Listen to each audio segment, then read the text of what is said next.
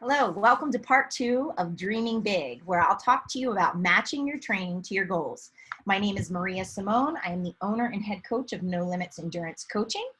I am a certified coach with USA Triathlon and USA Cycling, as well as a level 2 accredited coach with TrainingPeaks. And like you, I'm an active endurance athlete. In this talk, we're going to cover how to match your training with your goals. In part 1, we talked about how to set goals. Now we need to use those goals for action. So we're going to talk a little bit about how to do that, as well as progressive overload of your duration, your frequency, your volume, and your intensity, as well as some key tips to structure your training. When it comes to matching your training to your goals, you need to start first with your baseline. How much time do you realistically have to train each week? And how much have you been training? And lastly, how much do you need to train in order to achieve your goal?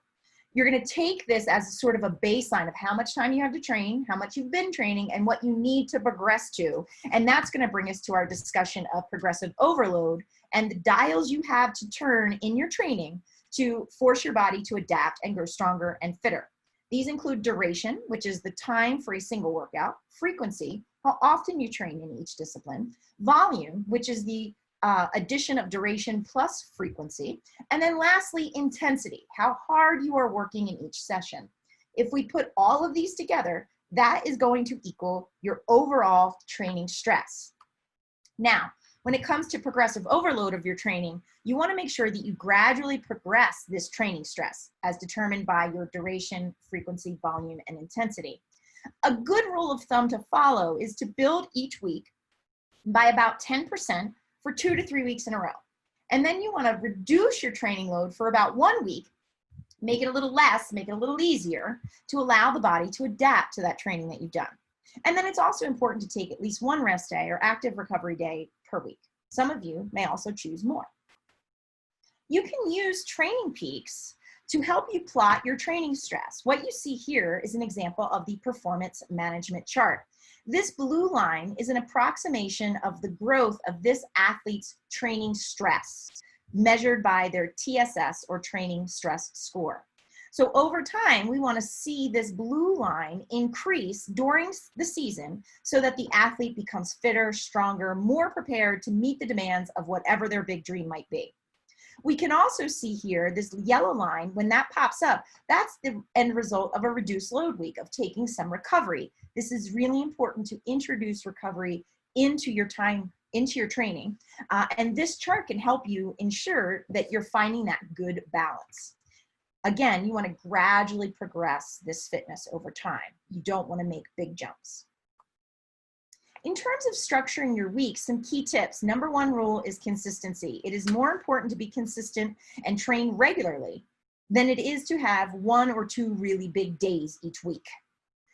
Again, we recommend at least 1 rest day or active recovery day. You also want to make sure that in your weekly training, you're focusing on your area of opportunity. Other coaches may call this a limiter. We prefer to look at it as an area of opportunity, because if you work on an area that is a limiter, it's going to produce more fitness, more strength, more opportunity to be faster, better, stronger, fitter. So if swimming is your weakness, work on swimming. If cycling is your weakness, work on cycling. In all of the sports, take some time to focus on the fundamentals, skills and drills in the swim, the bike, and the run. And then because you are more of a first time or beginner triathlete, it's important to continue to build your endurance, focusing a good portion of your training every week on an aerobic endurance effort.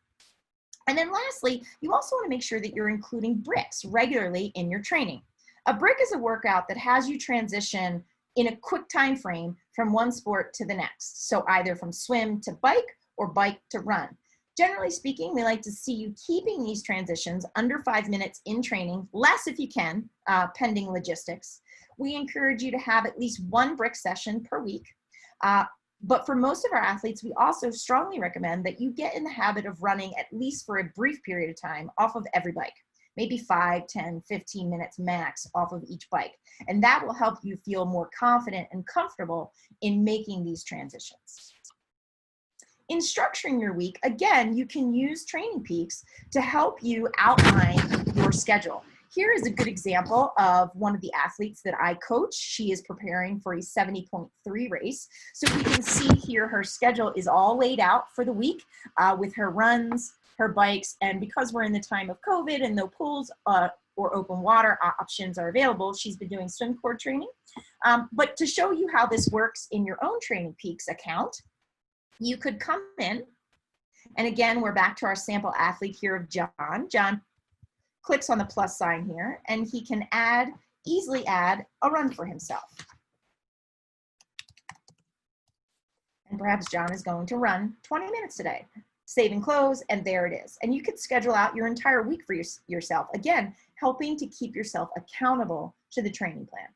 You can also purchase training plans on TrainingPeaks that are created by coaches such as myself or my colleagues. If you have any questions, please feel free to contact me at maria@nolimitendurance.com. You can also visit our website, nolimitendurance.com/articles. We have a beginner section that you might find particularly useful. Have a great day.